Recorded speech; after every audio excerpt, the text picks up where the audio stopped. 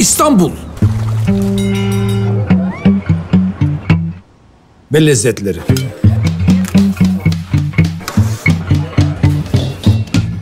İstanbul Ve lezzetleri.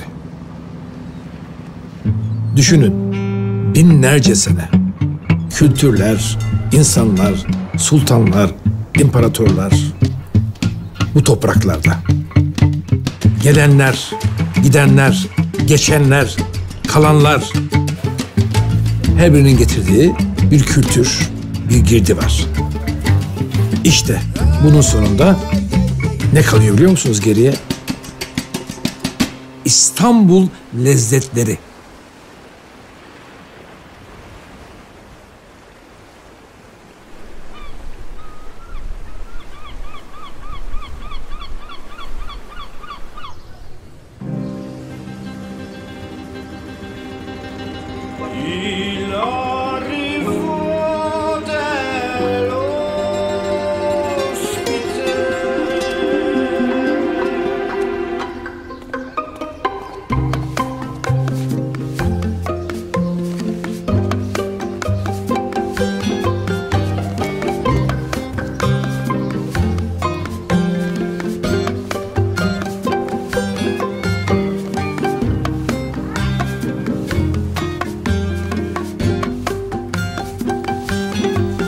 Ciao Ayan, sto arrivando a Istanbul. Fammi passare un'esperienza culinaria spettacolare in una notte.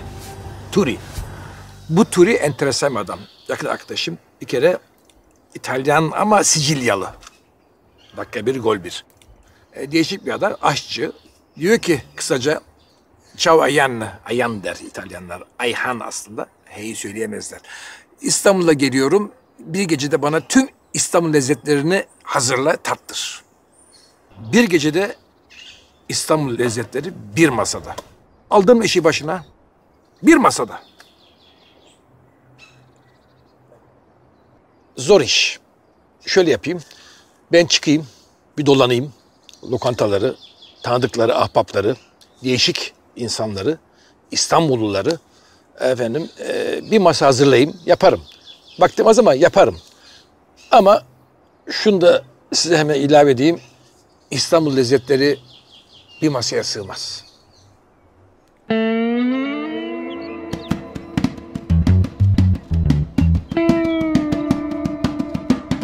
Efendim, sırtımda ağır bir yük var. Zor iş ama yaparım. Nasıl başlayayım? İlk önce bir araştırana gideyim. Ki araştırmaya benim vaktim yok, biliyorum ama araştırmayayım. Kitapları olan, araştıran, mutfağın kökünü bilen birine gideyim. Bakayım ne diyor.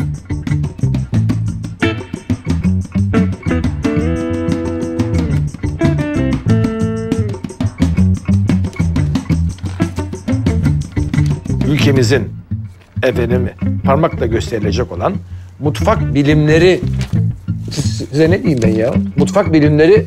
Vallahi ben aslında bir yemek sevdalısı bir aşçıyım. Yemek sevdalısı aşçıyım diyor. Evet. Vedat Başaran efendim. Vedat Bey yemek sevdalısı aşçı. Ben öyle demiyorum kendisine.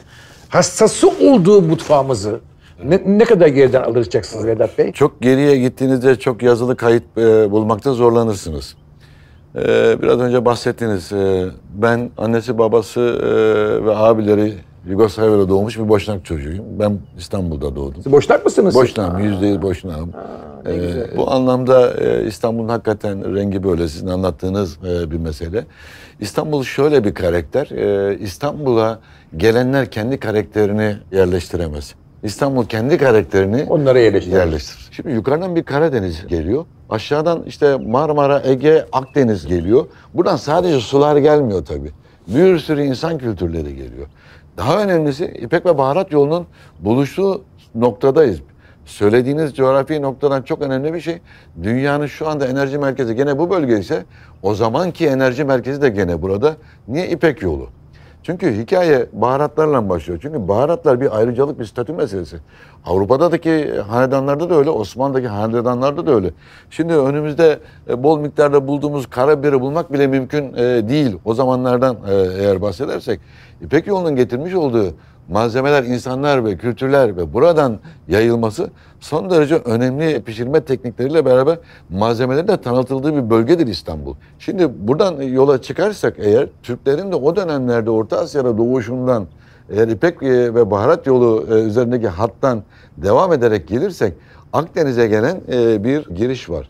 Şimdi bu Akdeniz'e gelen girişin içinde büyük bir kültür transferini görüyoruz. Yani siz iyi bilirsiniz escabeche dediğimiz şey işte İspanyol ve Latin mutfağındaki o balık turşusu bizim Orta Asya'daki scabeche dediğimiz et turşusudur aslında. O nedenle insan kültürlerinin transferi son derece önemli. Ama İstanbul bu kültürlerin hepsinin şekillendiği ve bir istikrara oturduğu bir bölgedir. Merkezidir.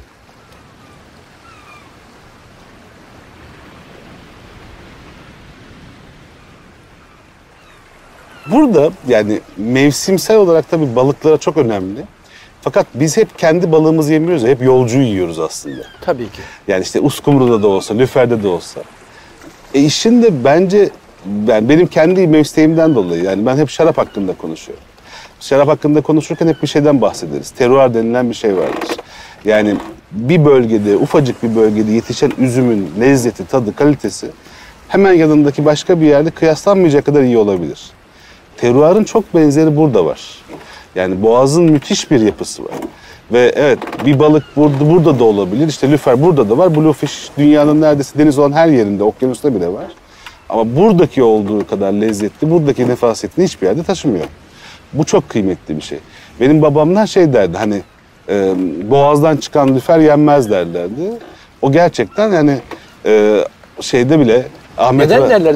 İlk defa duyuyorum bunu ben. Çünkü boğazdan çıktığı anda artık şey değişiyor. Ha boğazdan çıktıktan sonra yenmez. Evet, boğazdan çık. Ben de ters anladım boğazdan aldıktan. Ha tam tersi. Yani Kız Kulesi sınırdır. Anladım, aslında anladım. daha da şeyleri de var, rigid olanları Ters da var. anladım. Biraz Yani daha... boğazdan almanız lazım lüferi. Ha. Tabii Şimdi Kız Kulesi'ni geçtikten sonra lüfer artık denizin tuzluluk oranı değişiyor, soğukluğu değişiyor.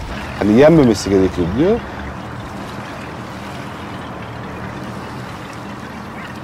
Efendim İstanbul Boğaz balık kültürü deyince tam şu anda Arnavutköy açıklarının ortasındayız. Siz de eski bir İstanbullu olarak anlatacağınız çok şey var.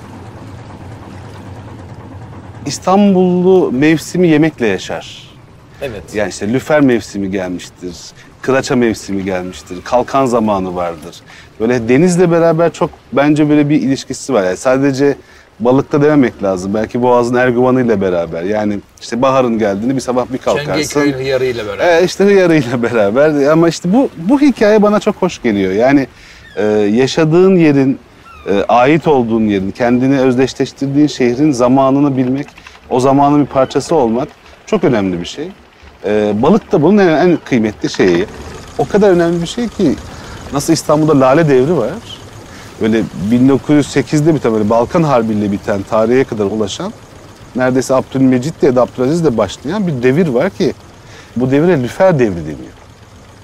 Yani insanların her akşam lüfer avına çıktığı, işte Aprahan Paşa diye bir paşanın, bu Beykoz'daki meşhur korunun sahibi, padişahla tavla oynayıp kumar oynamasıyla meşhur Abraham Paşa'nın gümüşten zokalarla lüfer avına çıktıkları bir devir var. Bu da İstanbul için yani nasıl Lale Devri varsa lüfer devri deniyor. Ama tabii bunların içerisinde en babası herhalde bir lakerda. Ya benim böyle hususi bir düşkünlüğüm var lakerdaya. Öyle mi? Evet. Hani bir son yıllarda da beni mutlu eden bir tarafı da var. Özellikle böyle bir iki tane küçük esnaf balık pazarında gerçekten çok güzel lakerda yapıyorlar artık yani. Eminönü'ndeki adam çok iyi. Taze balık.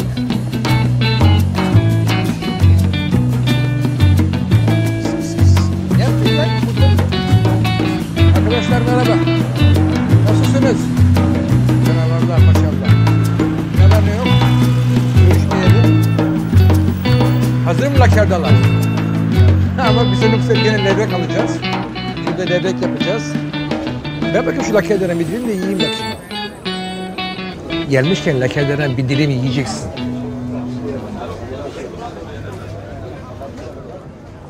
Vay! Hem de burada sen buraya bir şeyler daha ekledin. Somonlar da mı getiriyorsun? Bu da yeni imalatımız. Öyle mi? Siz mi yaptınız? Ama ilk önce ondan başlayayım. İlk önce lakerlerden başlayayım da. Şunu yemeğe de kıyamıyorum baksana görüntüsüne. Heykel gibi şey ya. Lüfer var mı güzel? Yani şimdi artık yani ne oldu lüfer işimiz? Eski lüferler var mı? Yok artık. Var mı? Nereden? Boğaz lüferi değil mi? Vay be. Nihayet Boğaz lüferi görüyor. Artık Boğaz lüferi dediler bir yerden geliyor. Kalmadı dediler. Bu sene oldu. Bu sene oldu mu? Evet. Maşallah. Bak görüyor musun? Böyle o böyle eğri olacak böyle. Kılıç gibi olacak namussuz. Bak gördün mü?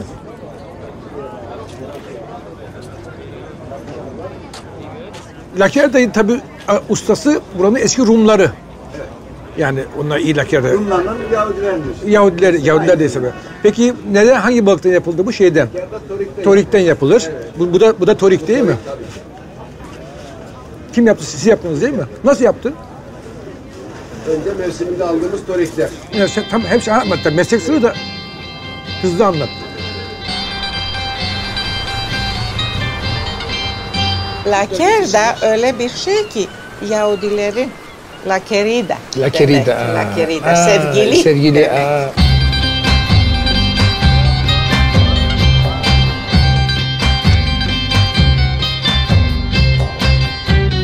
Çok fakir bir balıkçı vardı. Bir gün fazla balık tutmuş. Ne yapsın bozulmasın diye. Oturup onu tuzlamış ve ondan sonra yavaş yavaş lakerida Lakerida. çıkmış ve lakerida sevgili.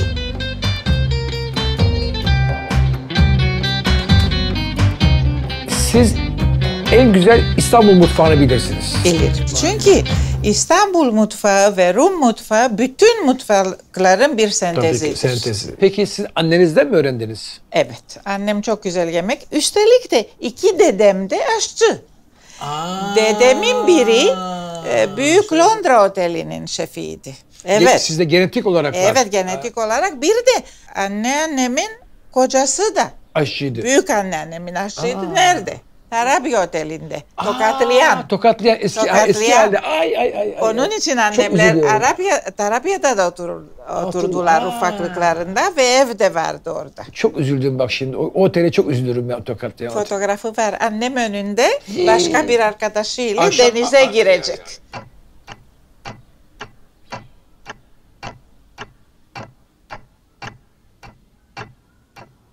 Geldik Nereden İstanbul başlayalım? mutfağına. Bunlar eski İstanbul usulü yaptım. Tabii ki, İç tabii ki. baklayla. İç güzel görünüyor. İç bakla teker teker elimle çıkardım. Hepsini yavaş yavaş yaptım. Bu ellerle. Bak, iyi ettiniz. tırnak yok. Tırnak yok hiç. Yemek pişirenler Yok. yasak. Tırnak olmaz. Bir tane Tamam. dolma alayım. Yarım enginar. Bütün de yiyebilirsiniz ama Ya sizle bölüşeyim yarım. yok yok, ben yarım yemek bana yedim yeter. öyle de en ufağını vereceğim. Tamam en ufağını. Okey. Tamam, öyle Bu mi? patlıcan tulum peyniri ve yumurta ile. Bu papuçaki ama başka Papuçaki, türlü papuçaki. Tam sevdiğim dolma. Bravo. Ne işte bu da Yani olmadı. sarma pardon. Budur. Sarma. Müthiş. Tebrik ederim. Şimdi bazı yemekler Yunanistan'da olmuyor. Yok. Malzeme de yok. İşte olmuyor. Bizim yani şeyleri hatta bana biri dedi ki bir Yunanlı yani oralı Atinalı biz dedi Türkler gelene kadar dedi biz dedi annem dedi Türkler gelince de komşu olun ya Türkiye'den Rumlar oraya götürünce bu yemek böyle mi yapılıyordu demiş Tabii annesi. bilmiyorlardı. Bilmiyorlar değil mi? Bizimki dediğim gibi taze soğan, tereotu, bol limon ve tuz biber. Kuş üzümü yok. Yok. Bu Çam fıstığı da yok. bu başka. Ben çocukluğum Yeşilköy'de geçti. Yeşilköy'de doğdum, büyüdüm ben. Rumlarla beraber. Rumlar ve Ermenilerle beraber büyüdüm. Biz tek Boşnak aileydik orada. Genelde Boşnaklar işte Pendik ve Çekmece, Bayrampaşa gibi yerlere yerleşirler. Hiç unutmuyorum. O konuyu desteklemek için söylüyorum. Tam geçtiğimiz işte dönem Paskalya dönemiydi. 3 kulüp vardır. Müslümanların kulübü Yeşilköy Gençlik, Ermenilerin kulübü Kültür Spor, Rumların kulübü de Jimnastik Spor Kulübüdür. 3 kulüp Paskalya'da bir araya gelir. Kendi aralarında dostluk maçı yaparlar. Sahanın etrafı binlerce boyanmış yumurtayla doluydu. Benim söylediğim tarih 75'li yıllardan bahsediyorum. Çok uzakta değil. Değil, çok uzakta değil. Şurası. İstanbul'un bu kozmopolit yapısında eski kültürleri değerlendirdiğimizde gerçekten Ermenilerin, Rumların, Yahudilerin bu yeme içme alışkanlıklarındaki farklılıkları İstanbul'u da modelleyen bir sistemdir. Yani Tokatlayan gibi, Lebon gibi bir takım yani işletmeleri eğer ele alırsak burada onların katkıları çok büyüktür. Bir Pandeli'yi ele alırsak yine tekrardan hayata geçti Pandeli, o güzel bir şey. Bunları değerlendirirsek İstanbul'un yeme içme kültüründeki zenginliklerin esas önemli gruplarını bu kesimler olarak tanımlayabiliriz. Ben Pandeli deyince nereden biliyorum? Herhalde 45'ler olmalı. Annem gelirmiş. Genç kızken bunlar ayda bir gün İstanbul'a, buranın evleri Fenerbahçe'de, buranın adı İstanbul. Orası İstanbul demiyor. İstanbul'a gidiyoruz demek, buraya geliyoruz demek. Beyoğlu'na gidip şey yapılırmış, giysiler, kapalı çarşıya gidip işte mücevherler, altınlar, halılar bilmem ne. Öğle yemeğini de Pandeli'ye. Ama Pandeli'yi de ondan duymuş olmam benim enteresan tabii. Hoşuma gitti. Zaten bizim burada bir gelenek var sizin anlattığınız gibi. Her gelen işte 40 yıl önce babamla geldim, annemle geldim. O merdivenden çıkarken herkes geriye dönük bir hikayesini anlatarak buraya geliyor. Anlatıyor değil mi? Herkesin annesi babası biraz buraya gelmiş. sizin gibi böyle duygusallaşarak da güzel güzel hikayeler anlatılıyor. Şimdi buradaki bu Çiniler unutulmaz ki. Yani şimdi bu Çiniler nerede var? Bu ne biçim renk ya? Müthiş şeyler. Evet. Duvardaki renkler müthiş. Hiçbir restore edilmeden sadece olduğu gibi korunmaya çalışılıyor. Müthiş. Kuruluşu 1901. Bakar mısınız ya? 1901. Tarih yiyoruz yani. Aynen öyle tarih. Hiç bir değişiklik olmadan aynı menüyü koruyarak bugüne kadar geldik. Çınar Bey, levrekler alındı mı? Alındı efendim. Sizleri bekliyor. Öyle mi? Evet efendim. Mevsiminde tam güzel, bizim şuradaki adamdan mı aldın? Hemen o köşedeki adamdan. Köşedeki adamdan. Evet. İyi balık satar o. Ya yaklaşık 50 yıldır oradan alıyoruz zaten. Peki ikinci soru. Dönerli böreğimizde. Dönerli patlıcanlı böreğimiz hazır mı? Tabii ki. Tabii ki. Her zaman. Patlıcanları da bu şekilde közlüyoruz. Bu da maşallah. onlar bitti. Artık kalmadı sizin gibi patlıcan yapan. Herkes fırında yapıyor. Evet. Közde yapanlar azaldı. Ama lezzeti burada. Tabii o ki. Is kokusunu alacak. Tabii ki. Buraya gelince ben de hep aklımda onlar var. Başka yemek de vardır ama hep başka bir şey olmadı. Tabii o Bay Pandeli'nin kendi tarifi. Pandeli'nin şey değil mi? Evet. O 100 yılı aşkın bir zamandır aynı şekilde devam ettiriyoruz. Peki başka ne yaptığınız şeyden başka benim bildiğim kağıtta levrek ve patlıcan böreğinden sonra başka özel bir şeyiniz var mı? Bay Pandeli'nin tabii badem kurabiyesi. Atatürk'ün de çok sevdiği bir kurabiye var. Bir Atatürk hikayesi var burada. Var. Onu da anlatın. Ve Atatürk gençlik döneminde, öğrencilik döneminde çok sık gelirmiş Pandeli'ye. Ama o hep ay sonunda ödermiş. O zamanki gelenek. Yani parasının yokluğundan falan değil ama o bir gelenek. Ben de birkaç misafire şahitlik ettim ilk buraya 94 yılında geldiğimde. Bir gün Reis-i Cumhur olduktan sonra tekrar gelip sofralar kurup yemekler yedikten sonra Pandeli emretti hesap ödesinler biz gidelim diye Pandeli'ye seslenir. Pandeli bırak Begüm ay başında ödersin diye ona o şekilde bir diyaloğa girmişler. Bu da arşivlerimizde var. Bir de kurabiyenin bir hikayesi vardı. Kurabiyenin hikayesi aslında onu Atatürk'le alakalı. Badem kurabiyesini Atatürk çok severmiş. Bay Pandeli trenle Ankara'ya göndertirmiş kurabiyeyi. Öyle mi? Kurabiye mi gidermiş? Evet. Ankara'ya trenle kurabiye gönderilirmiş. Evet, burası çok hoş bir yer. Mısır Çarşısı. Yeni Cami karşısı. Pandeli. Ne alacağız? Şimdi Çınar Bey'le seçtik buranın yetkilisi ve 14 yaşından beri burada çalışan bir arkadaşımız. Efendim, kağıtta levrek. Hastasıyız. Oh. Domatesler taze. Bir de tabii kullandığınız önemli tereyağı. Çok mühim.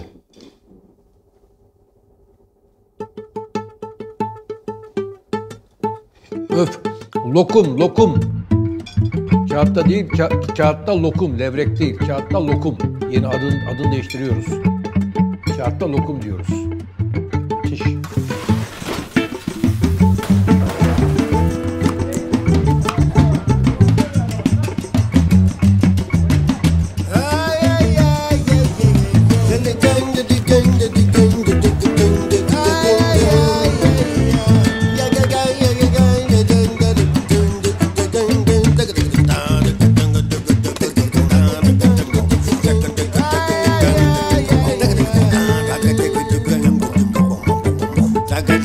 Selamlar.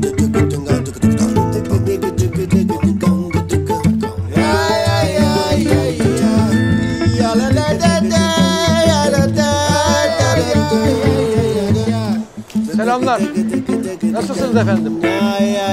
Kolay gelsin. Hoş bulduk efendim. Bir çay verirseniz içeriz. Şeker kullanıyorum. Benimki açık olsun ama biraz. Evet. Lütfen, tamam. Tamam, teşekkür ederim.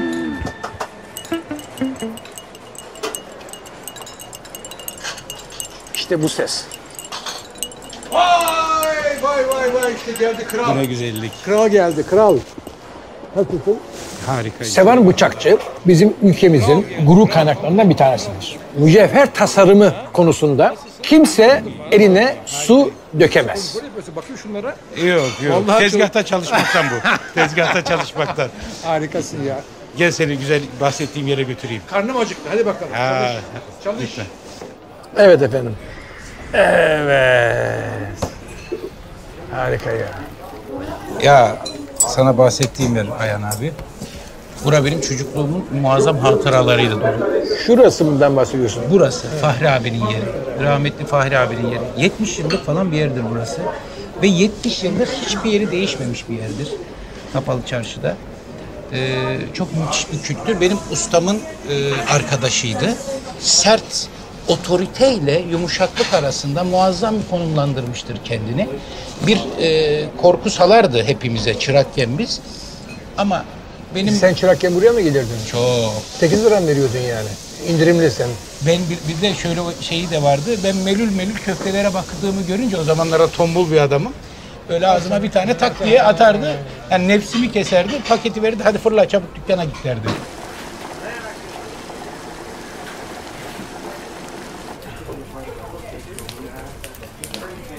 Menüsü 60 yıldır şöyle tuhaf bir şekilde pazartesi günü İzmir köfte. Her pazartesi, 70 yıldır her pazartesi. Salı günü saray köfte. İnanılmazdır. İnanılmazdır. Çarşamba kışın paça ciğer vardır. Perşembe yine farklı bir menü, cuma aynı şekilde farklı bir menü. Pazartesi tekrar döner bu iş. Köftesi her daim vardır. Artık o kadar kadim formüllerle yapılmış ki bu iş. İnanılmaz. Köfte dedim bizim köfte yani. Bizim yurdumun köftesi. Birazdan da Anne tadına köftesi, bakarız. bakarız. Aynen öyle. Baktın çok oyalanıyor. Yemek yerken şey yaptı. Fahri abiden fırçayı yerdi. Hadi kalk, sırada bekleyenler vardı. Adamda 4 tane masa var şurada. Tabii. Yani Bir de burada var 5. 4-5 masa, 60 yıldır 4-5 masa. Beyin eskiden de sever miydin? Yani enteresan, bunu herkes yemez. Herkes yemez beyni. Ben yiyemiyorum. Mesela yemiyor musun? Mesela herkes yemez. Ama adam kuyumcu kentten elemanını yolluyor. Yalvar yakar beyin istiyor. Beyin istiyor tabii. Ama o özel bir şey beyin. Restoranın sahibi rahmetli Fahri amca rahmetli olana kadar, inanılmaz değil mi? Rahmetli olana kadar her gün alışverişini kendi yapar. Kasabından, bakliyatçısından, sakatatçısına kadar kendi görüp alırdı. Yani çocuk gönderip de bana gönder diyen bir adam değildi. Bak bunu da. Her lokantadan 3, 4, 5, 2 tabak getirip masaya koyacağım Harika. diye bir proje çıkardım kendime. Sence burada da müthiş. Şimdi hepsini getiremem. Ne koyayım ki buradan bizim masaya? İstanbul masası diyorum ona ben. İstanbul lezzetleri masası. Bu restorandan ne koyayım? Buradan ne koyayım? Şimdi burayla alakalı ne gözün kapalı koy hepsini diyebilirim ama illa bir seçim yapacaksan Seman olarak bir numaraya saray köfteyi koyarım ben salı günleri. Yani kadın bu da edasındadır ama nevi şahsına münasır bir lezzeti vardır. Ben buna şey diyorum. Ne Ermeni, ne Rum ve İstanbul mutfağı. Kesinlikle. Çok benzerlikleri var. Onun için İstanbul mutfağı demek lazım. Doğru mu? Şu anlamda katılırım Ayhan abi. Şimdi aslında Ermeniler Anadolu'ludur. Gene ağırlıkta Anadolu'dur. İstanbul'da da tabii o 7. yüzyıl, 11. yüzyıldan beri Ermeniler vardır ama ağırlıkta Erzurum, Kars falan oralardadır Ermeniler. Doğudan gelirler. Doğudan gelirler. O yüzden bu mutfağa baktığın zaman topik, dolma tarzı biraz İstanbul mutfağıdır. Yani doğudan gelmiş Ermeniler İstanbul'da, Rumlar daha balık kültüründedir. Balıkçılar, evet. İkisinin el melakesiyle birleşmiş doğru bir mixle aslında ortaya İstanbul mutfağı çıkıyor. Yani mesela çok isterim sana bir uskumru dolması yapmak. Zor yemek ama Çok o. zor değil. Temizlenmesi zor. İşte. O zorluğu o. Yoksa başka Ama hiçbir yani dikkat zorluğu yok. edin, balığı bir deldiniz mi tulumu çıkarırken Yavaş yavaş kuyruk kemiğini koparacaksın. Kıracaksınız. Ondan sonra elinle böyle biraz yumuşasın. Sonra da üstten yan tarafı açmadan çekeceksin o ama kemiği. bıçak sokup şöyle ayırıyorsunuz kemikleri Yok falan. kendi böyle yapılacak. Öyle yapılacak. Ustalık da ister yani. Çünkü oradaki hikaye hayvanı mümkün olduğunca zarar zedelemeden içerisindeki eti çıkartmak, kılçığı çıkartmak, geri doldurmak. Müthiş. Çok uzun iş. Çok uzun iş. Dünyanın en zor yemeği. Bilin bakalım. Uskumru dolması. Bunun da ustası İstanbul lezzetleri. Nerede ne yiyeceğiz? Birkaç yere uğradık. Ben sonunda dedim ki ille Bayan Maria'ya gitmemiz lazım. Caşa'da gitmemiz lazım. Ona bir masa hazırlayacağım. Bir gün, bir akşam. Bakın bu şu lokantadan. Bu Rumlar çok iyi yapar. Bunu Ermeniler çok iyi. Ama hepsi Rum Ermeni diye bir şey yoktur. Bunlar hepsi İstanbul yemekleridir. Aynen öyle. Birbirinden etkilenerek yapılmış şeyler. Aslında siz balık bilmememiz lazım. Siz, Anadolu'da. Siz Ermeniler Anadolu, Güneydoğu Anadolu'dur. Hatta Anadolu'dur değil mi? Tabii. Ermenistan yakınlarıdır. Yani Mezopotamya'dan. Mezopotamya'dandır. Ama İstanbul'a geldikleri zaman balıkla tanışıyorlar. Evet. Ondan dolayıdır ki işte iç harç dolma yapıyorlar. Yaprak var Anadolu'da. Dolma yapıyor. O dolma harcını uskumrunun içine koyuyorlar. Midyenin içine koyuyor. İşte lahananın yaprağının içine midye koyuyoruz. Evet. O şekilde değişimler yapmışlar. Çok da güzel olmuş, iyi yapmışlar. Müthiş olmuş. Yoksa bizim bayram sofralarımızda topikler, dolmalar olur. Topik aslında bizim oruç yemeğimiz. Ne giriyor? Topiğe ne giriyor? Soğan, karamelize ediyoruz. Ana maddesi soğan ve tahin. Soğan ve tahin. Ve baharatlar. Kuş üzümü, çam fıstığı, baharat, tarçın özellikle. Ama şimdi düşünüyorum ki evet işte o da zaten asiti almak, gaz yapmasın diye koymuşlar. Her şeyin bir nedeni var. Ama hep işte bu coğrafyada yaşamışız. Coğrafyanın verdiği şeylerden etkilenmişiz, faydalanmışız ve de birbirimizden de etkilenmişiz. Bu Sicilya'dan gelen arkadaşıma buradan ne götüreyim? Buradan biz ne yapalım? Midye plaki yapalım ona. İç midyeyle olacak. Normal bizim işte kereviz sapı olacak. Önce bir haşlayacağız midyeleri. Suyunu biraz saklayacağız. Midye plakinin pişerken içine koyacağız ki o bir deniz kokusu ve midye kokusu da olsun içinde diyerekten. Harikasınız. Maydanozuyla, havucuyla, patatesiyle güzel, hem pratik hem çok lezzetli, değişik, eski İstanbul. Tabii ki. Midye plakimizi de yaptık. Ayhan Bey son dokunuşumuzu da maydanozumuzu da koyduktan sonra dolmalarımızın yanına eşlik edecek. Aman efendim, aman efendim. Yaprak dolma, lahana midyeli, anneciğinin yaptığı gibi ve midye dolma.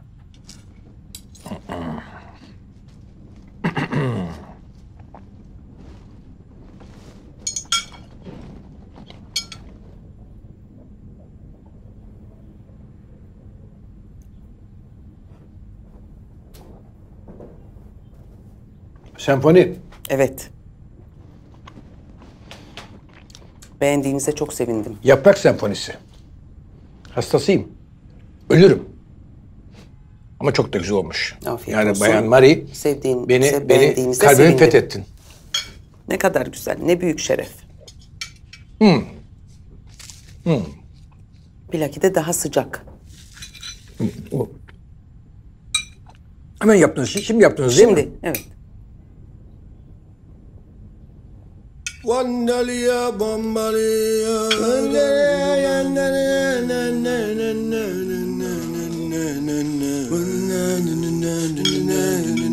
Bir kere hafif. Sağlıklı. Sağlıklı. Hafif, evet. Pencereden uç git yemekten sonra. İşte coğrafyanın bize verdikleri. Evet. 2 kelime var. Ya Rabbi şükür. Şükür, evet. Şükredeceksin. Şükür ki yine bir aradayız.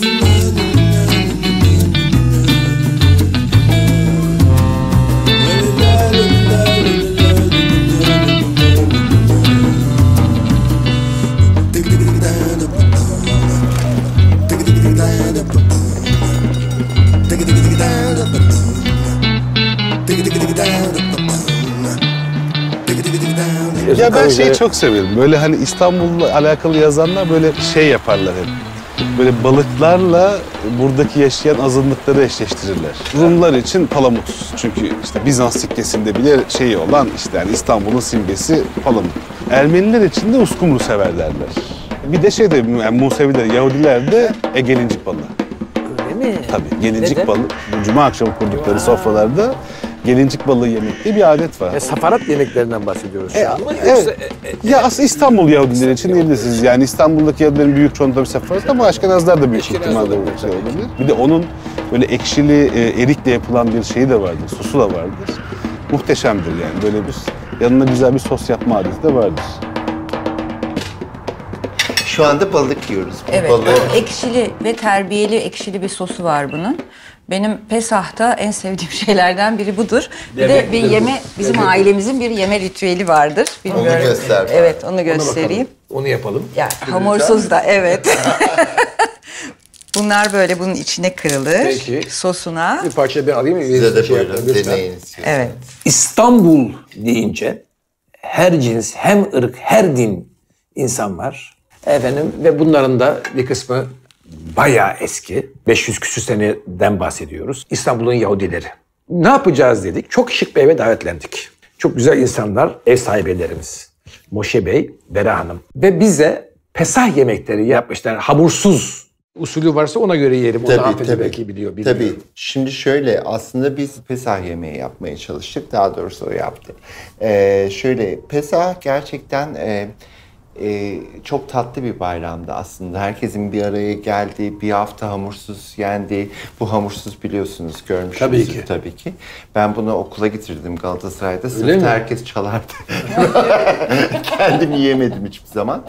Ama şu tabağın özellikle bir anlamı var. Bu çok sembolik. Mısır'dan çıkmakla ilgili onu Vera anlatsın size tek tek. Şimdi burada şey var değil mi? Anlatsan istiyorsan. Anlatayım. Lütfen. Şimdi Pesah Bayramı'nda okunan, sofrada okunan dua da aslında zamanında işte Mısır'da esir olarak yaşayan İsrailoğullarının esaretten kurtuluş hikayesi. Evet. Yani okunan dua bunu anlatıyor. Evet. Ve bu hikayedeki geçen her şeyde bu sembolize edilmiş bu yemeklerle. Aha. Onlar pırasa köftesi. Ama Vera iki türlü yaptı. Evet, ben iki türlü yaptım. Neden? Hani, çünkü bunlar Edirnelilerin yaptığı gibi, bunlar da İstanbulluların yaptığı gibi. Aslında içeriği aynı. Fakat İstanbullular işte hem una hem yumurtaya bulayarak kızartırlar. Edirneliler sade olarak Sade. Hiçbir şeye. Hiçbir şeysiz. Hiçbir şeysiz kızartırlar. Ne güzel. Bu da börekitas ama sizin Pesah yemeğinde yok. Yok. Pesah yemeğinde olamaz. Hamursuz. Çünkü hamur olduğu için. Ama size burada iki çeşit var Vera'nın yaptığı. Ispanaklı peynirli mi? Üzeri çöre otlu olanlar peynirli, diğerleri patlıcanlı. O zaman patlıcanlı olur. Şu patlıcan. İstiyorsanız yarım yarım tadarsın. Şöyle o zaman yapayım, tavsiye ederim. Hikayesi neydi? Hikayesi aslında işte İspanya'dan gelen Yahudiler. İspanya'da hala var empanadas. Bu da bir çeşit aynı bu şekilde Biraz yapılan. daha büyük tabii. Onlar daha büyük. Ve o empanadasın aslında separatların İstanbul'a işte Türkiye'ye geldikten sonra coğrafyayla değişmiş, coğrafyadan dolayı değişmiş hali. Şimdi Ladino'da biliyorsunuz hep böyle küçük Türkçe kelimelerin girdiği bir İspanyolca aslında. Müthiş. O da. Bayılıyorum. O da işte börekten börekitas olmuş. Empanadas İspanya'dan buraya börekitas olarak müthiş, müthiş.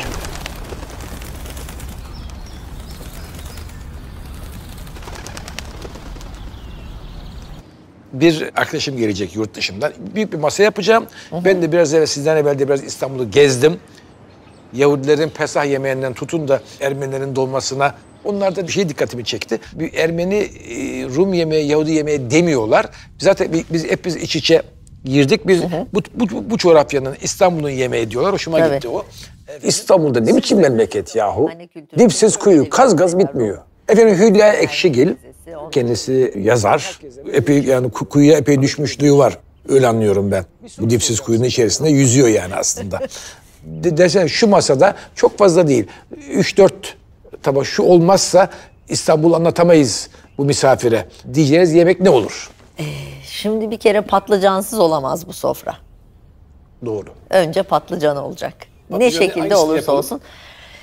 Beğendi yapalım? Çok zor seçerim ben. Mesela karnıyarık ve domatesli pilav ve cacık. Benim için İstanbul'da yaz deyince bundan daha olağanüstü bir menü yok. Karnıyarık, domatesli pilav ve cacık. Müthiş bir üçlüdür mesela. Şu anda annem gibi konuştunuz. Onu yapacağı bir üçlü de onun için. Evet çok ben de çok yaparım ve çok severim gerçekten. Bu da mesela müthiş bir yemek. İmam bayıldı. Çok özel bir zeytinyağlıdır. Müthiş. Yani o da yine olabilir. Eğer meze sofrası kuruyorsak tabii ki bir patlıcan, közlenmiş patlıcanla yapılmış bir salatamız olacak. Hakiki közleme. Şimdi aslında mesela bu mevsimde kuzu kapama. Bak şimdi. Olağanüstü bir yemektir tam mesela. Kuzu mevsimindeyiz. Ve tam mevsimindeyiz gerçekten. Nasıl yapacağız kuzu kapamayı? Kuzu incik olabilir, gerdan olabilir. Neresini isterseniz hayvanın. Önce et kendi başına pişiyor.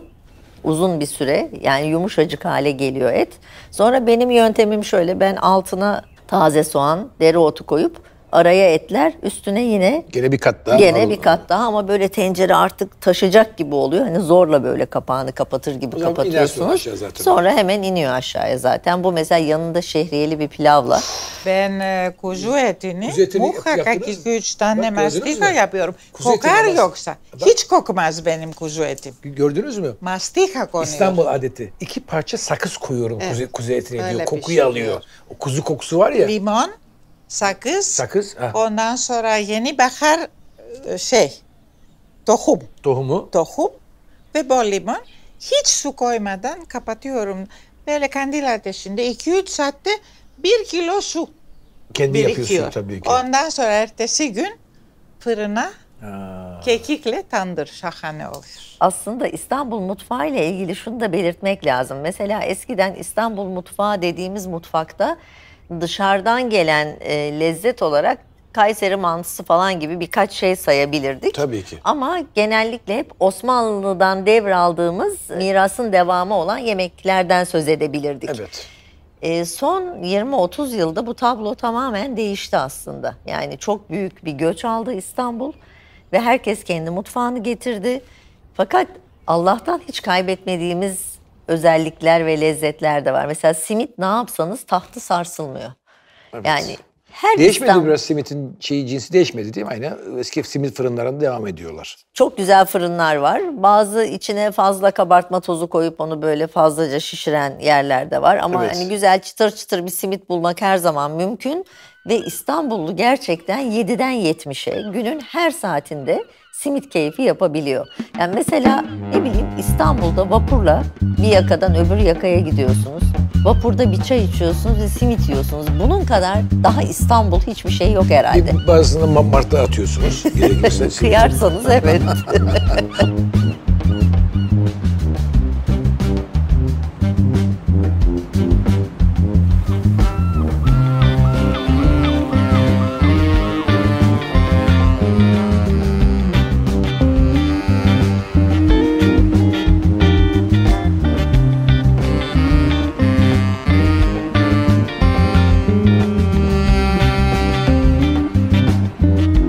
Çocukluğumuzda Suadiye'de dayımın evi.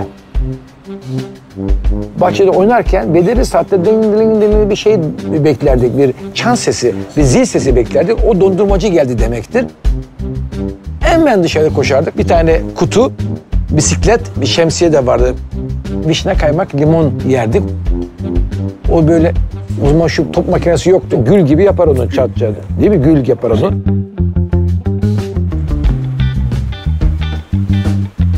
Efendim çocukken en büyük beklentimiz, merakımız, zevkimiz dondurmacının gelip bizim de ondan dondurma alacağız. Nasıl çıktı ortaya? Buraya bir çekime geldim. Lokanta, önemli bir lokanta Türk yemekleri için. Sonra ofisinde bir kahve içelim abi dedi. Kahve içerken duvarda bir resim var. Ya ben bu resmi nereden biliyorum falan dedim. Bir dondurmacı Ali miydi acaba? Ali vardı. Babası çıktı abi. Burası Üsküdar'da Kanaat Lokantası. Önemli bir lokanta Türk yemekleri için. Siz de dondurmacı bir Arnavut ailenin veliahtı olarak devamısınız ve sonunda lokanta oldunuz. Evet, 20. yüzyıl başı göçüyorlar, Balkanlardaki problemler filan. Geliyorlar, kışları burada helva, sıcak aşure. Sıcak aşure. Tabii boşaltılıyor. Boşaltılıyor. Seyyar aşure. Bu işleri yapıyorlar kışları, yazları da dondurma. Dondurma yapıyor. Bildikleri iş bu. İşte 62'ye kadar babam Ethem Efendi'de, Suadiye'de, Caddebostan'da, o bölgede dondurmacılık yapıyor. Ondan sonra 62'de buraya geliyor babam. Lokanta devralınıyor. O günden bugüne. Ama onun dondurmasını biz devam ediyoruz burada. İşte onun bize öğrettiği şeylerle, tatlıları hep o şekilde devam ediyor yani. Bugüne kadar geldik. Dondurmayı hala benim çocuklukta yediğim dondurma lezzetini yapıyorlar. Salepli. Salep, koyun sütü. Koyun sütü, muhakkak koyun sütü. Koyun sütü bitti mi yok zaten, dondurma yok. Dondurma yok. Tabii koyunda biliyorsunuz 3-5 ay verir yani sütünü. Evet. Bir kere kuzular. Sonra ne yapıyorsunuz? Bitiyor zaten yani Eylül-Ekim bitiririz biz yani. Dondurma ya. Tabii. Çok süt depoladıysak biraz daha sürdürürüz bazen. Ama o kadar yani. O kadar. O yoksa yok yani. Yok. Öyle manda olmaz, inek olmaz. İnek olmaz. Değiştirmezsiniz değil mi? Hayır, niye değiştirelim abi? Niye değiştirelim? Zaten yani şimdi bizi arıyor, soruyor, bilmiyor mesela filan. Kebap var mı filan bizde? Yok, kebap yok. Şimdi nasıl anlatacağız? Tencere yemeği, işte şu. Hani annenin yemeği diyemiyoruz tabii yani telefonda. Belki annesi de yapmadı ona yani. Bunu bilmiyordur. Ama ne bu? Bu abi imparatorluk mutfağı bu. Tabii ki. Burada azınlığın kattığı var. Tabii ki. Göçmenin kattığı var. İşte tekke kültürünün kattığı şeyler var burada. Mesela bizde bir Özbek pilavı var.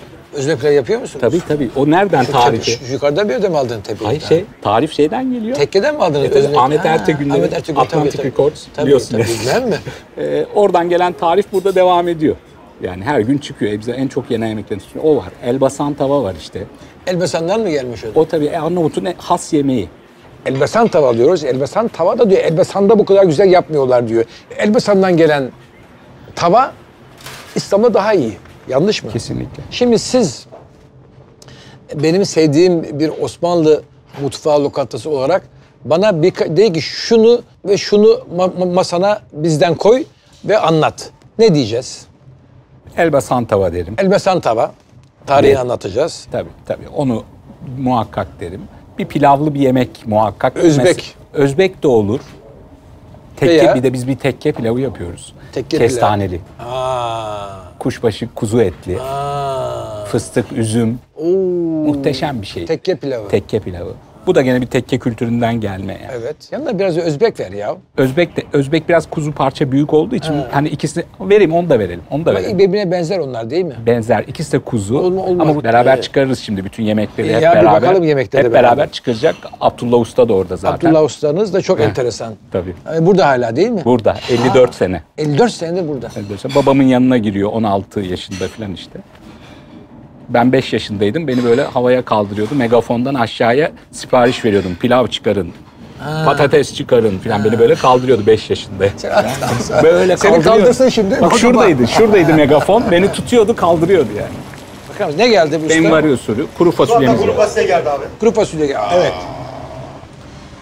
Geldi Özbek işte. pilavı geldi. Geldi benim pilav. Abdullah abi bir kepçe vur da etini de görelim. Tabii. Bir kepçe vur, Ayhan abi etini de görsün onu. Bakın. Ya şimdi sen bunu nasıl bir kişiye vereceksin? Bunu ikiye mi bölüyorsun? Yok, hayır. Pilavla beraber. Bu da elbasan tavamız. Evet. Meşhur elbasan tavamız. Şuna da şimdi bu yeni öğrendim senden. Vur bir kepçe de görelim. Tabii kepçeyi vur Abdullah abi. Bu şimdi koyun yoğurdu, yumurta, un. Koyun yoğurdu abi. Bak. Bu böyle. Bu tek böyle. porsiyon. Bir porsiyon. Bu bir porsiyon. Bunun yarım olmaz. Sizin porsiyonlar da maşallah ya. İyi ya. Bizim porsiyonlarımız boldur. Evet.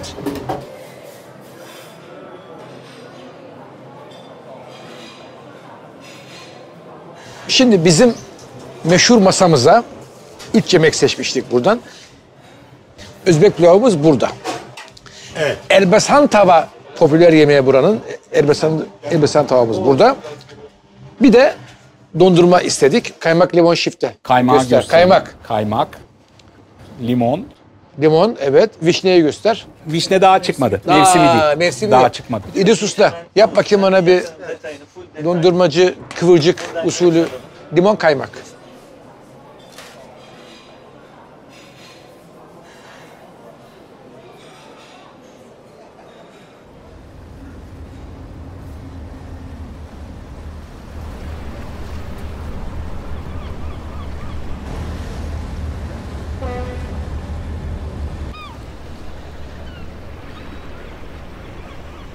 İstanbul, hani dedik bu coğrafi zenginliği, yani ben hatırlıyorum kendi evimizin bahçesinde tavuktan tutun sebzeye, meyveye kadar her şeyi yetiştirdiğimizi, yani narsa nar, kirazsa kiraz.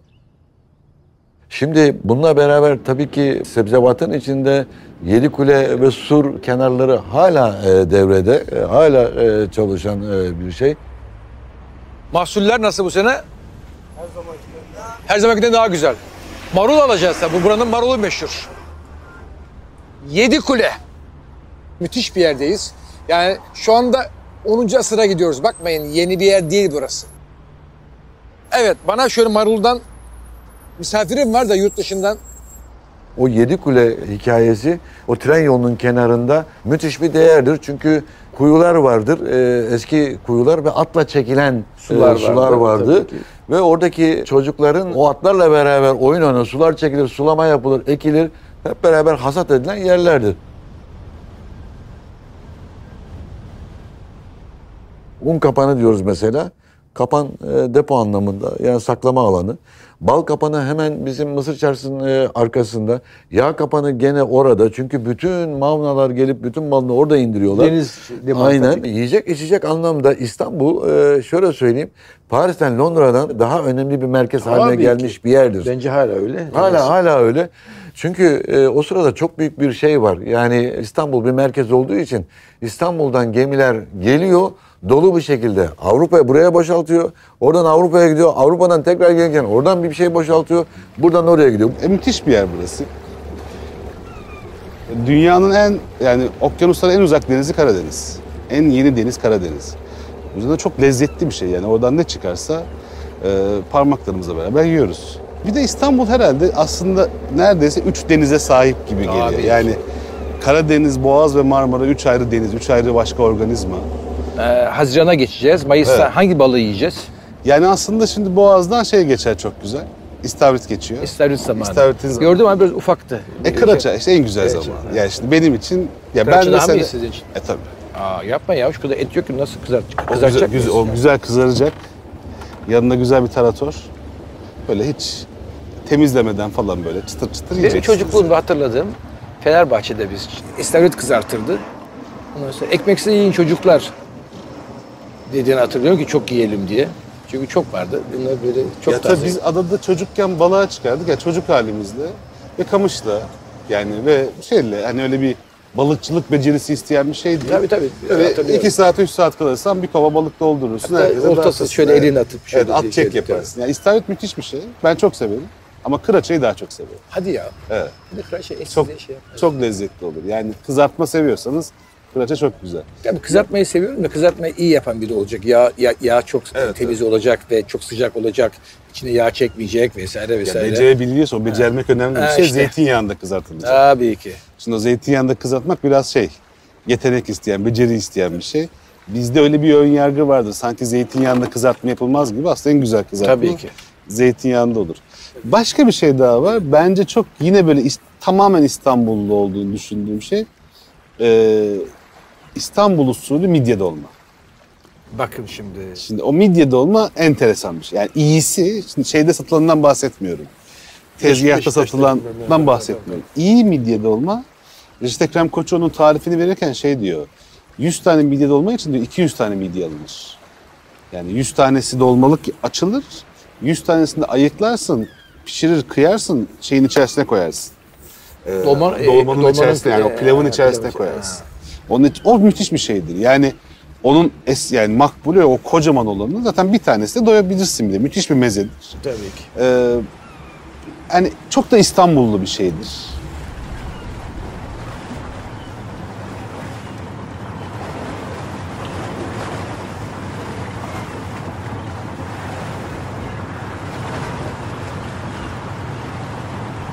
kitapların kitabı Ahçı Mektebi, Mehmet Şevket Efendi. Böyle bir Alaturka ve Alafranga. Bunun yarısı Alaturka. Aşçı Mektebi mi? Ahçı Mektebi adı. Böyle bir kitabı bu 1910'lu yıllarda yazmak büyük bir macera. Müthiş bir kitap. Batı tekniklerini de işliyor ve yerli teknikleri de işleyen olmadı. Ama Fransız değil mi etki? Etki mi? Tabii şöyle yani Fransa'dan... Yani o soslar mosları... tabii şöyle söyleyeyim. Keşke o menüleri de getirseydim. Yıldız Sarayı'nda verilen menülerde. Orada yemeklerin yarısı internasyonel, yarısı Türk. Yani mesela gene ekaliyetler dediğimiz ki yanlış bir terim bence ekaliyet. Yani bu ülkenin vatandaşları olan gayrimüslimler demek bence daha doğru. Onların meşhur o mayonezli levrek kültürü bitmez. Yahudilerin işte efendime söyleyeyim erikli balıkları bunlar müthiş eserler. Yani bunlar İstanbul diyoruz ya kozmopolit. Bunu ne batı ne doğu diye tanımlayamıyoruz tam anlamıyla. Evet. Şimdi bunu alıp birleştiriyor. Yani birleştirip kendi alışkanlıklarının üzerinden bu değeri yaratıyor. Değişim şöyle oldu. Kösem Sultan'ın bir romanını yazmıştı bir Çekoslovak. O romanın içinde Kösem Sultan bir İmam Bayıldı'yı keşfediyor. Yani İmam Bayıldı'yı keşfeden kendisi. Fakat tarife göre bizim eski Osmanlı tarihlerine göre baktığımızda onun içinde o zaman daha domates henüz böyle gelmemiş şeyde. Bir kat işte patlıcan, bir kat işte soğan, bir kat kırmızı işte biber vardır. Biber, evet biberi. Onlar vardır. Bunları kat kat yapıp tencereye istif edip öyle pişiriyor. Daha sonra bu İmam Bayıldı'nın bugünkü hale gelmesi, tek bir porsiyon haline gelmesi süreci şöyle ilerliyor. Ekrem Muhittin'e bakarsanız Ekrem Muhittin bu işi biraz daha üst noktaya götürüyor. Bir tane patlıcana 4 tane yarık yapıyor bir tane patlıcana. Niye yaptığını siz anladınız. O malzemeleri, harçları oraya bölüyor. Siz her lokmanızda eşit bir şey yiyorsunuz. Daha sonra bu yıllar geçiyor. Bu tek bir yarığa dönüşüyor. Ama tek yarığa dönüşürken sapı da üstünde kalıyor. Sapın da üstünde kalması yani o yeşilini alıp tahtamsı kısmının kalmasının da Rahia'nın yemeğe verdiği kısımdır. Şimdi bunları düşünürken ya şiş balık yapıyor diyelim eskiden. Şiş balığı defne dalını alıyor. Defne dalının üzerindeki yeşil o acı tarafını sıyırıyor. Gene odun kısmı kalıyor. Odun kısmına balığın bir tarafını derili bırakıyor. Ondan sonra defne dalında pişiriyor. Defne dalında pişirirken de balığın üzerine biraz önce hani crust dediğimiz bir şey vardır ya batıda böyle bir kaplamadır. Kruton kaplama gibi bir şeydir veya galeta unu kullanıyorlar şimdi. Bunun üzerine o balık pişerken burasından dakiki has dedikleri has un anlamında burasına bir vurup baklavacı gibi baklavacı da nişastayı böyle bir savurur ya bir bulut nişasta bulutu içinde kalır. Onun gibi serperek yavaş yavaş çevirir, vurur, yavaş yavaş çevirir. Çevirdikçe onun üzerinde bir kıtır oluşur şeyin üzerinde. O balığın üzerinde. O suyunu da tutar. Suyunu tutar. O gevreği verir. O balık böyle pişer. Şimdi balığın üzerinde deri bırakmak tabii deri altı yağları bunda çok önemli. Şimdi ıskurmu dolması deyip geçmeyelim. Yani ben de onu 90'lı yıllarda tekrar hayata geçirdiğimizde bayağı uğraştık. Çünkü o kitabın içinde bunları okurken o tercümeleri yaparken bir terime rastladık orada. Bir gün bayatlatacaksın balığını. Bayatlarsa deri kendisini bırakıyor. O bıraktıktan sonra ancak o işlemi, ameliyeyi yapıyorsunuz ve bunu gerçekleştiriyorsunuz. Şimdi bu teknik batıda mutlaka kesilir, dikilir eğer dolgu yapılıyorsa. Ama bizde bu teknik dünyada eşi benzeri olmayan bir teknik. Ve bu bir seyyar satıcının devamlı yaptığı bir şey. Midye dolması gibi bir şeyden bahsediyoruz. Herhalde evinde devamlı yapıyor. Evinde devamlı yapıyor. Bunlar bu konuda çok mahirler. Şimdi ben bunu İspanya'da o zaman moleküler mutfak şeflerine böyle bir 2 senede bir workshop yapmaya gidiyorduk. Yani klasik geleneksel gıdalar ve yemekler anlamında. İspanya'daki ıskumruyu aldık ama çekiyorum bir türlü gelmiyor. Çünkü ıskumrunun yapısı başka. O bir okyanus ıskumrusu, bu bir boğaz ıskumrusu. Lezzeti ve kalitesi ve hazırlık aşamasındaki yaşadığınız bütün problemler hakikaten türün bölgesine de son derece bağlı. Fakat o dönemde biri kalkacak, gidecek o zaman şartlarda böyle bir külliyat bırakacak. Bu ciddi bir külliyattır. Bu külliyatın içinde şöyle söyleyeyim, bazen kendine göre yorumlamalar vardır. Hani Fransız mutfağından alırsınız, kendiniz yorumlarsınız. Şöyle bizdeki profiterol Evet, Fransız mutfağından gelmiştir. O da enteresandır. Profiterolün hamuru Araplarla beraber, Endülüs'ten beraber Kordoba'ya gidiyor. Oraya gitmiş, oradan geri geliyor. Oradan bir şekilde şekilleniyor. Çikolata işte Amerika'dan geliyor diyelim ki. Orada çikolataya dönüşüyor, sosa dönüşüyor. Oradan buraya geliyor. Bizde aslında kalın bir sostur çikolata sosu. Halbuki Fransızlarla İngilizlerde ince bir sostur. O bizde krem patiser vardır içinde. Onlarda krem patiser yoktur. Doğal krema koyarlar. Biz kendi damak tadımıza göre bunu şekillendiriyoruz. Çünkü biz damağımızda hissetmezsek onu içselleştiremiyoruz. Özel bir zamanda gidilen eski tenis kulüpleri veya başka kulüpler veya kaliteli restoranlara ilk giren çikolatalı tatlı profiterol işte ve bunlar hep işte dediğiniz gibi bir yerde pastacılık Fransız ekolü.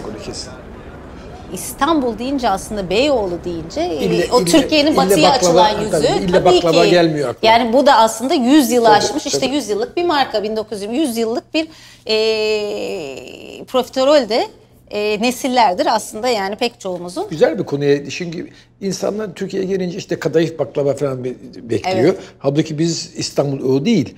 Var muhakkak. Ve benim çocukluğumda sana bir şey diyeyim mi? Çocukluğumda ben kadayıf baklava pek hatırlamıyorum İstanbul'da. Yoktu yani. İstanbul gibi şehirlerde, dünya şehirlerinde merkezler vardır. Yani hani oturmayan köşeler vardır. Mesela Lizbon'da var, New York'ta var, Paris'te var, Londra'da var. Bu köşeler, köşe değil, köşeler. Bunların her birinin görevi ayrıdır. Burası da İstanbul'un görevi ayrı bir köşesi, bir tarihi. Şimdi bu işin hikayesi şöyle. İkinci Dünya Savaşı sırasında o zaman çikolata tabii çekirdekler yurt dışından geliyor. Çok zor bulunuyor. Kakao'dan kıymetli, masraflı. tabii. Evet. Ama fındık tabii ki ülkemizde yetiştiği için fındık daha bol bulunuyor. Şimdiki gibi de değil yani daha ekonomik. O yüzden şöyle bir fikir yani işte icat ihtiyaçtan doğuyor. Doğru. Şöyle bir fikir çıkıyor. Biz o zaman bunun içine fındığı, fıstığı dolduralım. Çikolatayla kaplayalım. Böyle bir hani çikolata tablet yerine fındıklı tablet olsun, fıstıklı tablet olsun. Ya doğrusu çikolatalı fındık oluyor herhalde. Evet Değil mi? ama bu o kadar tutuluyor ki kendi içinde zaten. Kendi başına bir kategori haline geliyor Harika. zamanla. Müthiş. Ve insanlar yani savaş bitiyor, o nesiller geçiyor hala bunu istiyorlar. Bu köşe, bu nokta zaten özellikle işte İstanbul'dan uzun süredir ayrı olanlar, Amerika'da yaşayanlar, Kanada'da yaşayanlar, Avrupa'da, Yunanistan'da gelirler, uzun sohbet ederler. Burası bir anı anlatma köşesi aynı zamanda. Eskiden ben kalkıp da şey yapacağım size. Demonstrasyon. Demonstrasyon. Bakar mısınız şimdi? Beyaz çevirme tatlısı, mastika veya vanilya diyorlar burada. Şimdi eskiden bir tepsinin içinde bu iki tane dururdu. Bak bunlar hep Osmanlı turası. Benim yayamdan kaldı. Dur bakalım. Bak. Bunlar da Osmanlı turası. Burada biliyorsun. Ve isteyen burasına da ismini yazır. Şimdi bir kase gliko. Tamam. Tatlı, reçel. Tamam, harika. Veyahut da beyaz mastika çevirme. Tamam. Balık pazarında şey var, bir tane şekerci var, 3 yıldız. Bir de İstanbul'a has, bizim hala üretimine devam ettiğimiz hatırlıyorum ben bunu. Var. Evet. Bir kaşıktan sonra bir suyla gelir değil mi? Evet. Bergamotlu. Bergamotlu. Bir tatlı kaşığı, bir bardak soğuk suyun içinde ikram ediliyor. Aynen öyle. Önce tatlı yeniyor, arkadan da su içiliyor. Su içiliyor, doğru. Bunun eski İstanbul'da denizaltı da deniyormuş. Ondan sonra çevirme tatlısı deniyor. Tabii eskiden hanımlar bunu evlerinde 2 saat şeker, su karıştırarak yaptıkları için çevirme diyorlar. Şimdi ben geldim böyle, siz misafir geldiniz bize. Evet, ben evin kızıyım. Tamam. Tepsiyle bunları getiriyorum. Şimdi misafire buyur dersin. Alırdı buradan. Bir tane kaşık. Yerdi. Ondan sonra bunun içinde su olurdu. Kirli şeyini buraya koyardı. Anladım. Bir gün çok sene sonra anneannem bütün komşularla görüşüyordu. Türk olsun, Ermeni olsun görüşüyordu. Bir bayan geldi, komşu. Aynı şekilde verdi annem kaseyi. Kadın aldı, başladı. Yiyor. Sonunda da, Madam teyze, Çok güzel tattınız fakat yiyemiyorum, doydum. Sandı ki şey gibi kendisi hepsini yiyecek. O usulü bilmiyor ki Sadece bir tane alıp da sonra oraya konacak. O da gülüyorduk. Madame teyze diyor, çok yedim diyor. Madame teyze harika ya. Evet. Peki bir soru, Paskalya çöreğini nereden alıyorsunuz İstanbul'da? İstanbul'dan Palmiye'den. Palmiye'de. Baruthane'de. En çok o iyiymiş galiba. Mastikası en çok o. Rum'du sahibi eskiden. Onlar reçeteyi ondan aldılar. Hakikaten bol sakız var onda. Beni geçen gün Paskalya yemeğine gittim Rumların Tarabya'da. Çağırdılar misafir olarak. Çok güzeldi bütün kalan Rumlar. Paskalya günü gittim. Aynı pazar günü. İşte dedim ki ya Paskalya çörek Palmiye'den alacaksın Ayhan Bey dedi. Tabii oraya da biz veriyoruz. Bir tanesi yani müthiş. Çok meşhursunuz. Evet. Hülya Hanım da Fehmi Bey'in kızı. Fehmi Bey de zannediyorum burası kadar önemli. Tabii kurucusu olduğu için zaten buranın parçası. 52 senesinde İstanbul'a geldim. Beyoğlu'nda Lozan Pastanesi vardı. Galiba hatırlıyorum, evet. 4 tane Rum usta vardı. Pastanede. Pastanede. Bir çırak, Türk, ben. Başka yok. Öyle başladık. Yerleri süpür, mermerleri yıka. Çıraklık öyle. Yavaş yavaş eliniz sonra... Evet, ben orada 5 sene çalıştım. Bir arkadaşım vardı yine Rum, Yorgo isminde. O bir imalathane açtı yalnız. Dışarıya toptan veriyordu yani. İmalatı olmayan pastanelere. 65 senesinde bir şey çıkmıştı işte. Kıbrıs hadiselerinden dolayı zararlı faaliyet. Onu gönderdiler. O da dedi ki ben gidiyorum imalatı al çalıştır. Size verdi. Evet. Oradan 1970 senesine kadar ben 5 sene orada imalatçılık yaptım. Daha sonra 70 senesinde Beyoğlu'nda işte bir dükkan bulduk. Oraya bir dükkan açtık. Ha bu yarım kilo değil. Bu yarım kilo. Şu bu 250 gram. Sanki daha şey gibi. İltimas 250 gram olmasın o? Ne yapıyorsunuz ki bunlar ille palmiye eriyor? İlle katmıyoruz hiç. Paskalya çöreği yapıyoruz. Süt koymazlar.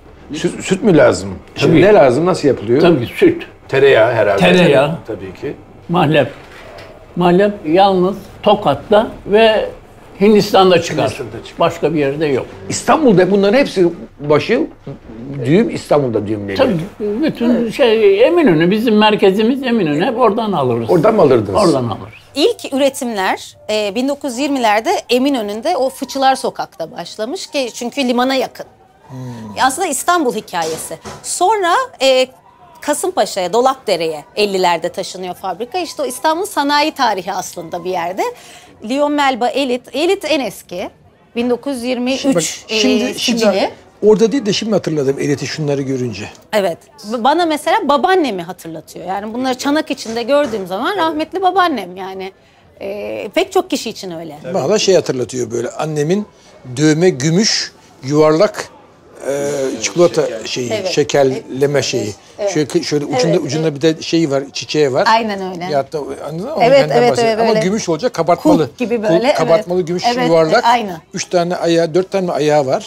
Onu böyle açacak, o zaman misafire şeker tutulacak. Olmazsa olmazdı o salonlarda zaten. Likör tutulacak. Evet, beraber giderdi onlar. Kristal bardakta. Mutlaka. Çikolata olacak.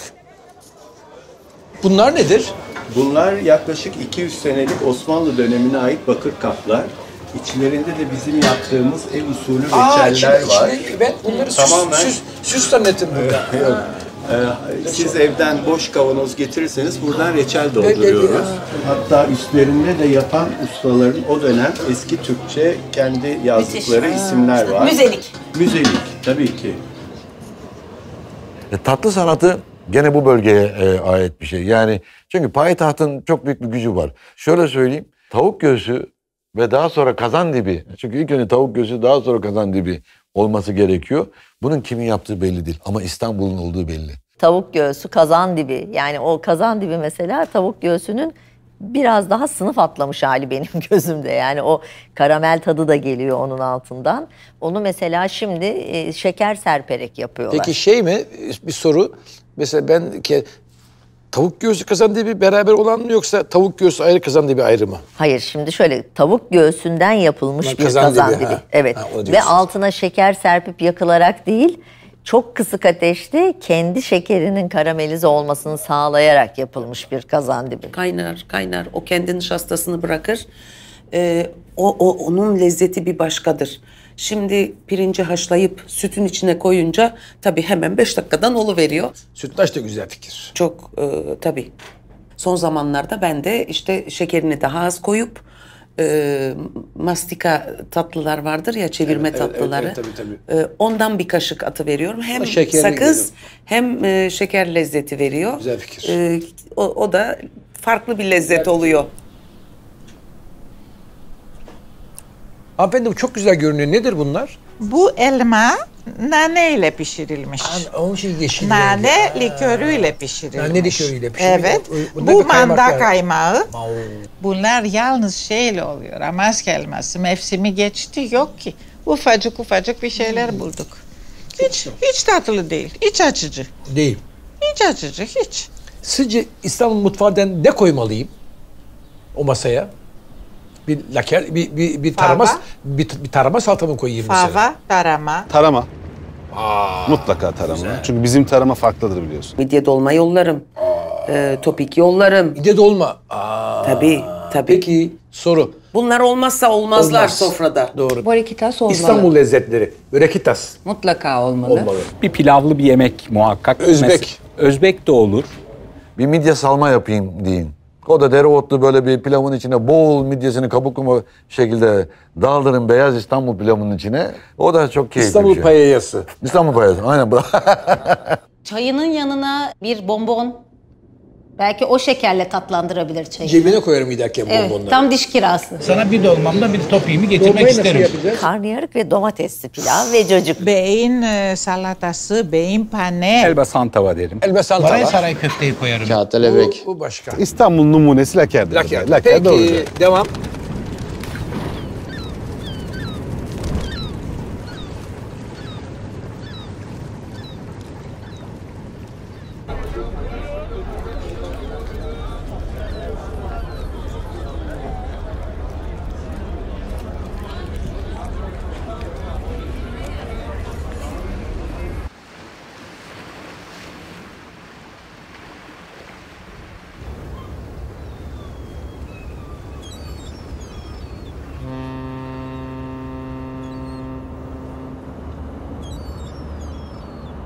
İstanbul lezzetleri yemekleri hazırladık. Şimdi son bölümde onları yiyeceğiz. Ama yemeğin hazırlanması, pişmesi yemek kadar keyifli. Pişirmesi, seçmesi, masa muhabbeti, sevdiğin bir dostla, güzel bir muhabbetle aynı yemek müthiş keyif verebilir sana. Git o yemeğe başka bir yerde ye, olmaz. Olamaz yani.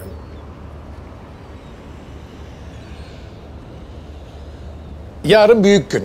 Yarın bayram. Çünkü hayatta en sevdiğim dostlarımdan biri geliyor Sicilya'dan. Yemeklerimizi yemeye. Zaten hastası İstanbul lezzetlerinin. Efendim şimdi kendisine anlatacağız. Fakat tabii ben dedim ki ya şöyle güzel bir bayram tıraşı olayım. Çocuğu güzel yemek yiyeceğiz, karşılayayım. Ona saygım, sevgim öyle göstereyim. Efendim geldim.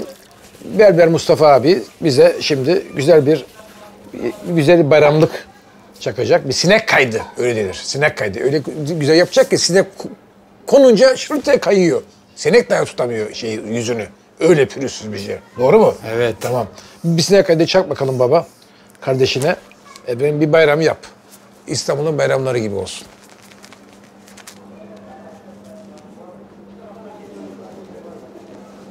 Eski bayramlarda çok şık giyinmek lazımdı. İlk gün küçükler büyüklere gider. El öpmeye. Ben bunları hatırlıyorum. Annem de gelenlere kristal bardakta likör, tekel likörü vardı o zamanlar. İkram eder, yanına çikolata. Hala o yapan var birkaç tane el yapması, içi likörle çikolata. İkram edilir. Bir de annem yapardı. Nohutlu incik. Nohut pilav, tereyağlı pilav ve nohut. Müthiş bir nohut. O nohutun tadını hiçbir zaman hiçbir yerde alamadım. Ama nohutundan çok içinde soğan var. Öyle olacak. O yenir bayramda. Peki Mustafa Usta hala geliyorlar mı bayramda şeylere? Arife günleri çok iyi çalışıyoruz. Kalabalık oluyor. Arife'de geliyorlar mı? Tabii. 6, 7, 8. 7-8 açıyoruz. Akşamı gece devam. Arife'de. Arife'den. Arife günü daha çok kalabalık oluyor. Tabii ki. Ertesi günde sakal uzamasın. Aynen. Evet. Aynen. Dediğim gibi sakallar çok güzel. Ne güzel. Gençleri getiriyorlar, o çocuklarını getirirler. Çıkmak istemiyorlar böyle. Tabii ki. Olur mu bayramda? Aynen. Takım elbisesini giyecek, lacivertleri çekecek, lacivertleri. Kolay mı? Evet. Senin resmin de yakışıklıymış ha. Gençken hiç fena değilmişsin. Bak artist gibi burada duruyorsun. Teşekkür ederim, sağ ol. Sizde maşallahınız var. Evet efendim.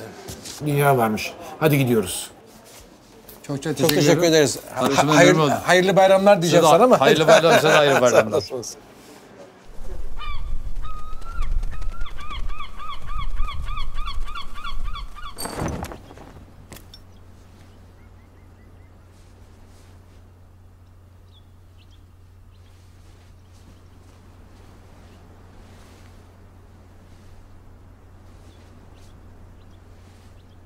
Gezdik, gördük, yedik.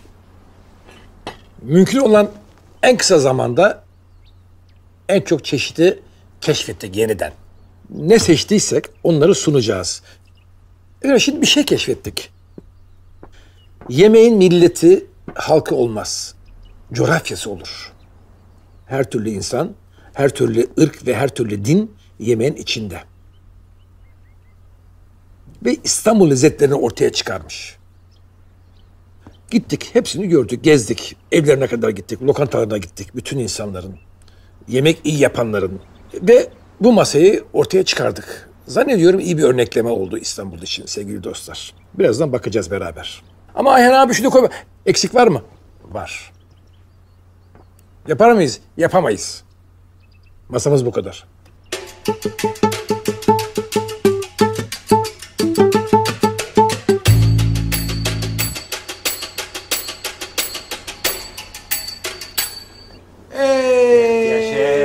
Come stai, caro? Quanto tempo? Come stai? Amico mio, felicissimo di essere qua con te, guarda. Segua finalmente. Istanbul. Istanbul incontra la Sicilia, Taormina. Certo. Finalmente, perché dopo che sei venuto da me non ci siamo più potuti vedere. E trovarti qua in una notte è stata veramente una Ormai la tua seconda paese. Benim ikinci memleketim gibi İstanbul diyor. En son görüşümüz yer Sicilya'ydı. Oradan geliyor. Taormina'da geliyor. Taormina'da bir yerde oturuyor. Müthiş bir kasaba Sicilya'da. Oranın adamı. En son orada görüşmüştük. İkinci ülkeme geldim diyor. Yani benim tabirle hastasıyım diyor. Evet. Allora, questo cibo turco, caro Turi. E cominciamo normalmente anche, ma mi sa anche in Sicilia, con pesce crudo. Del tonno, vedo, un tonno straordinario. Questo quasi come, non tonno, torik per un certo, è un certo come tonno, però non è tonno quello che tu sai. Grazie. Si mangia con cipolla e se vuoi anche limone. Bu İstanbul'da böyle bir şehir işte. Ekoç. Aynı yemeğe git başka yerde ye.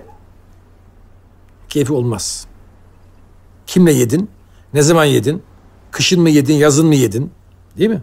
Levrek. Levrek. K, con K, levrek. Levrek. Levrek. Ona göre şimdi biz de bu yemeği bizce ve bence en önemli yerde, en önemli zamanda en iyi dosttan yiyoruz. Çok sevdiğim bir arkadaşım geldi. Çok önemli bir adam. Benim için. Beni çok misafir etmiştir memleketinde. Çok sefer. Bu sefer de ben onu misafir ediyorum. Onun için daha da mutluyum. Sevgili dostlar, işte böyle. İstanbul lezzetleri. Yani galiba layıkıyla yapıyoruz. Questo sono il cibo di Istanbul. Non tutti, però vari. Hayat akıyor gidiyor. Seneler hızla geçiyor. Buraya kadar geldik. Yemekleri seçtik. Tarihe girdik. Günümüze geldik. Bakalım bundan sonra ne olacak? İstanbul yemeği yerine durmaz ki. Akar gider senelerce.